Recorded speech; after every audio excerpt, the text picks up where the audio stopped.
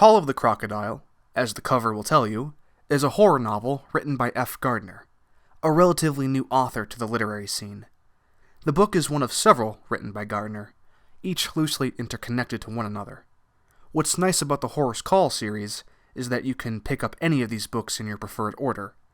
Because there doesn't appear to be a correct order in which to read them, entry into the franchise is made quite easy. For the focus of this video, we'll only be looking at the poster child of the series, the one about the crocodile who eats a young boy alive. While I label this video as a critique, it should be noted I will offer praise to Gardner where it is due. As such, this video may be considered a review. That said, there are elements of this book I wish to offer genuine critique to. The objective of this video is for the self-improvement of the author's craft, where I believe it to be applicable. Let's begin with the technical aspects of the book. It's surprising I would have to address these aspects, but Call of the Crocodile comes in a unique package. I read the physical paperback, since that's how I prefer to read. I have some suspicion these books are more suited to a digital format, but it should be made clear I'm going over the version with the pages I can flip through in my hands. Also, an important preface before I finally begin. This first issue, I believe, has already been corrected, but I'll go over it anyway since it does reflect the state of the book and the state it was released in. Here's my copy, and as you can see, it's quite large. Placing it next to a piece of printer paper, you can see that there was a time the book was sold without being formatted to a smaller scale. Here's another book for reference, and you can see just how much bigger Call of the Crocodile is. Also, like Blood Meridian, I feel like Call of the Crocodile may have been written with a thesaurus next to it. More on that later. Despite the size of the book, it's not actually a big deal, but I do think it suggests it may have been put to print a little too quickly.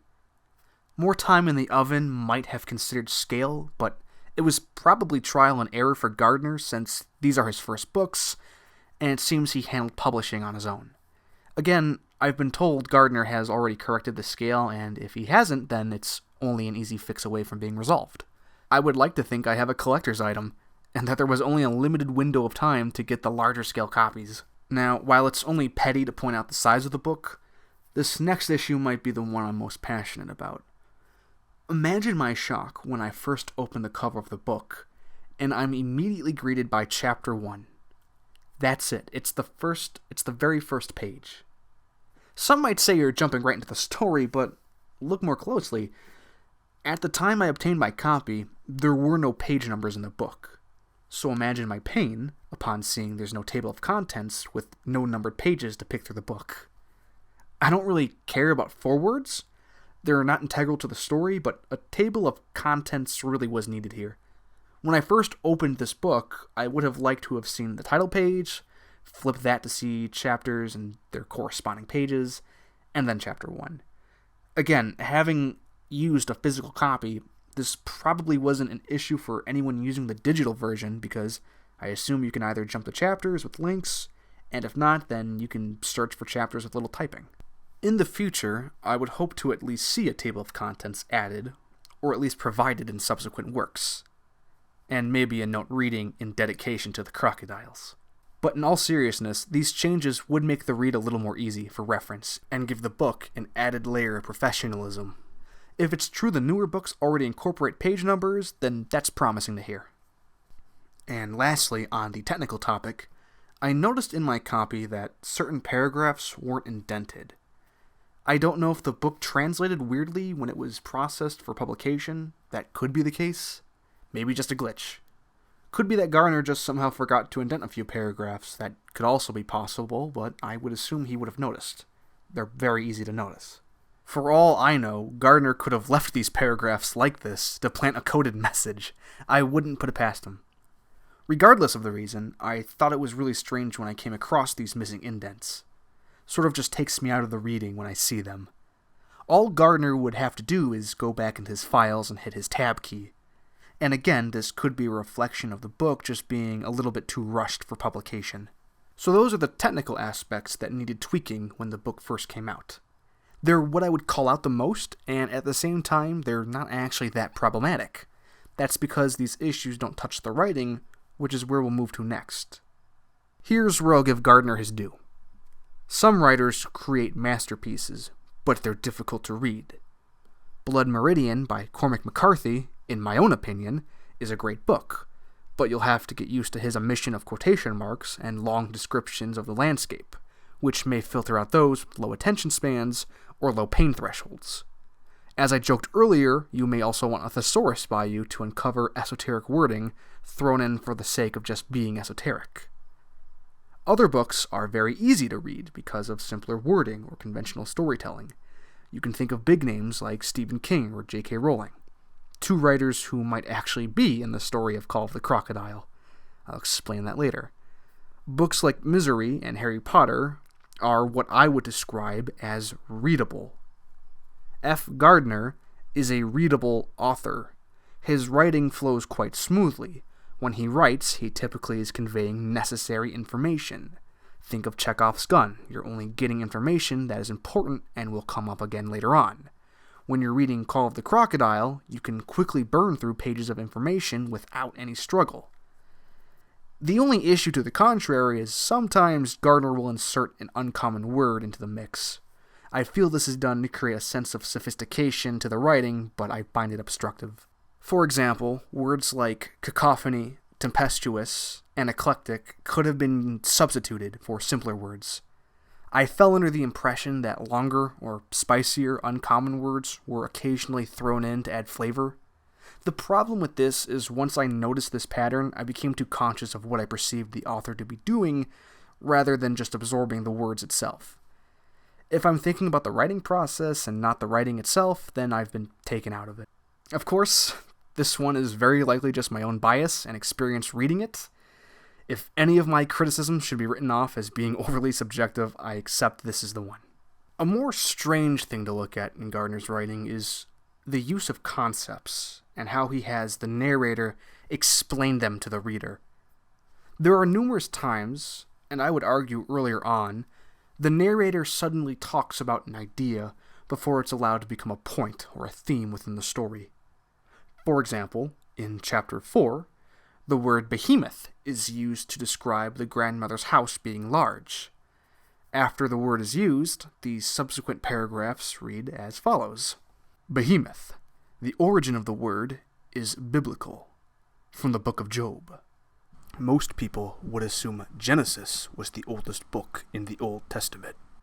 However, they would be mistaken, as the book of Job was written first. A couple of pages later in Chapter 5, we have this passage regarding Raphael's name.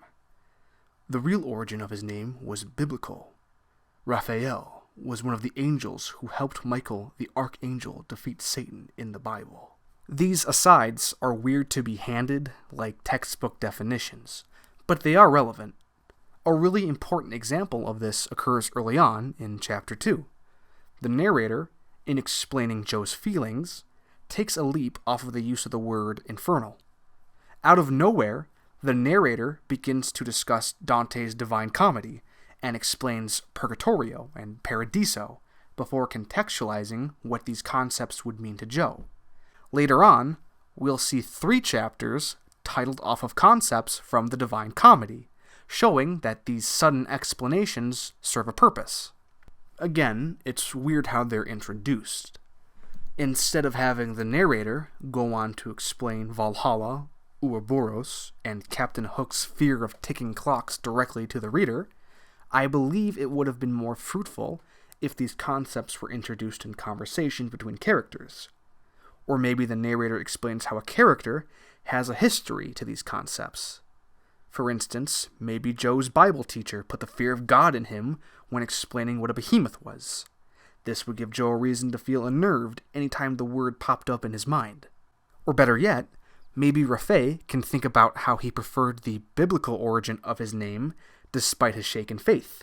He would like the biblical meaning over the reference to the Ninja Turtle.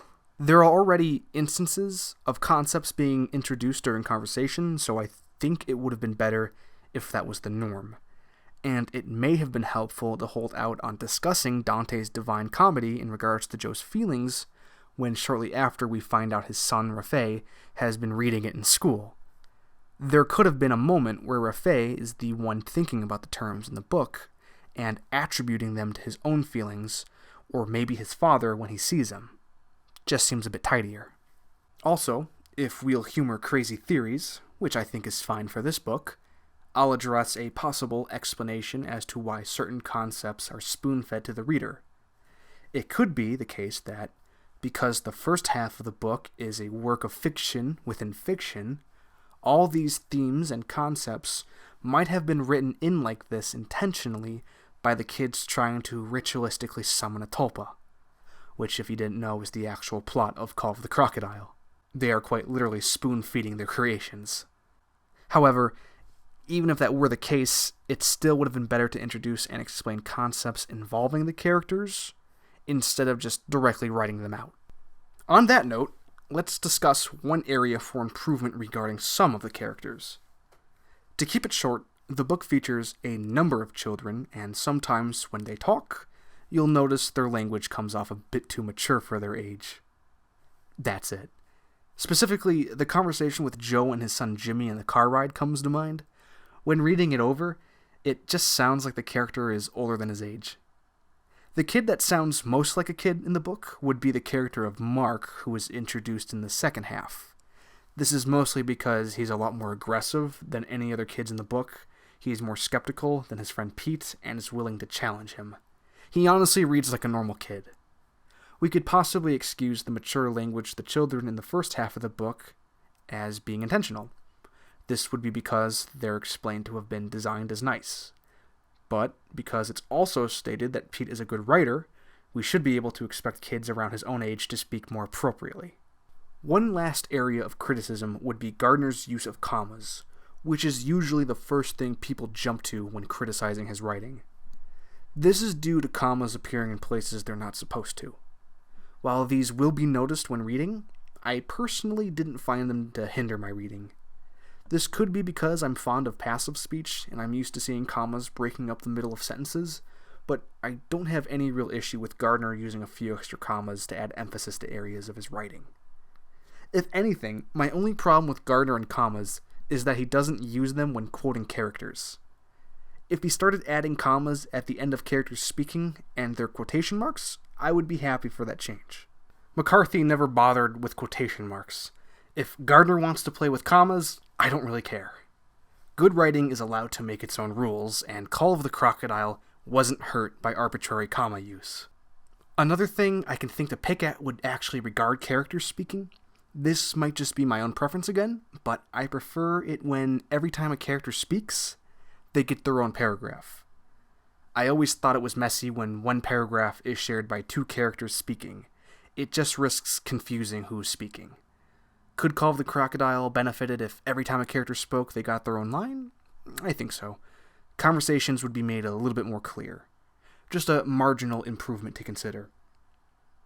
You'll have noticed, up until this point in the video, everything I've discussed covers only minor issues really. Issues that affect the structure of the story, but not necessarily the story itself. That's because I find the story of Call of the Crocodile to be unique, explorative, and emotional enough to justify being written, at least up until the ending. Remember how I mentioned that Stephen King and J.K. Rowling might be in the story of Call of the Crocodile? That's because the ending gets a little ridiculous. There are, I consider, two major turning points in the book. The first is the twist chapter, when we leave behind the fictional cast and discover they've been made up by kids trying to will them into existence. Really shakes up the story. The second turning point is where I believe the book was better off ending. The character Pete goes on an existential journey after the ritual goes wrong. Or right, depending on which members of the occult you ask. Pete experiences his own little divine comedy, his own Purgatorio and Paradiso. See, those were mentioned for a reason early on. At one point, Pete is made aware of an entity looking down on him, which is most likely you, the reader. This is where the book becomes more interesting, although the nightmare sequence earlier was also a highlight for the book, as far as horror imagery goes. Anyways, Pete has his journey, returns to what he believes is reality, and is able to go to bed without being torn apart by the fictional family he made suffer in his own writing. I think this was the best point to end the book. It would have been much more impactful if Pete, having gone through all that, only vaguely remembering it happening, goes to bed, and the book ends on him questioning his very existence. That kind of dread would have been perfect to end on. Genuine horror. And Gardner wrote the sequence very well to make that impact work. Unfortunately, the story did not end on Pete becoming vaguely aware he's a fictional character within a book, which would have been a beautiful parallel to the characters he himself created. This is what I consider to be the second turning point. This is where the concluding chapters begin.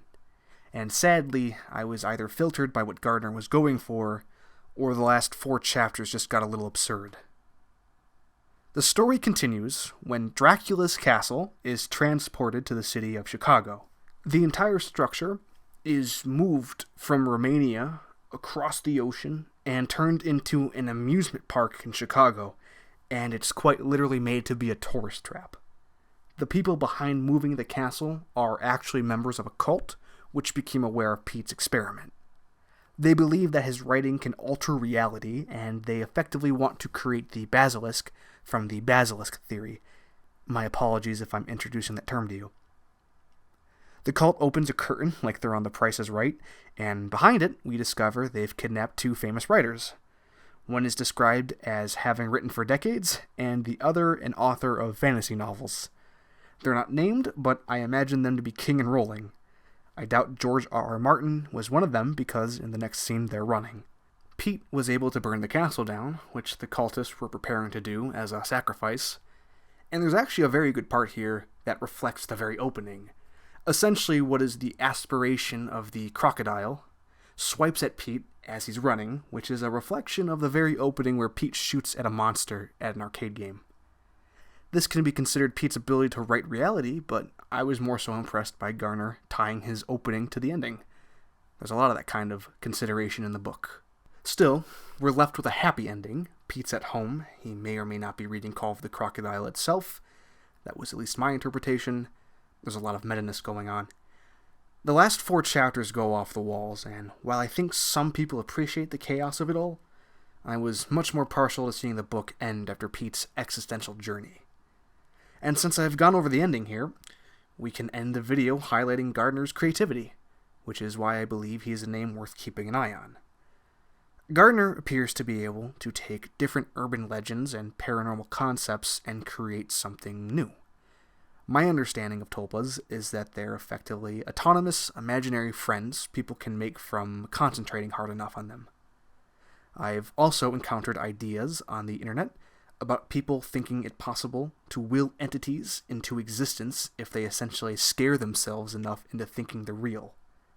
Call of the Crocodile employs these ideas and makes a hybrid which turned out to be a pretty good story. I think Call of the Crocodile could have used some more time in the editing phase to catch a few errors and tidy up its format. That said, Call of the Crocodile should still be considered the gold standard of a book you pick up at an airport shop for a 12-hour flight. It's not life-changing, but it's entertaining in that it invites you to pay attention and look for clues leading up to the twist. I'll end this video on a positive remark. For all of the technical issues, occasional errors, and apparently infamous use of commas, it's amazing that despite all these faults, Call of the Crocodile still proves to be a competent and worthwhile read.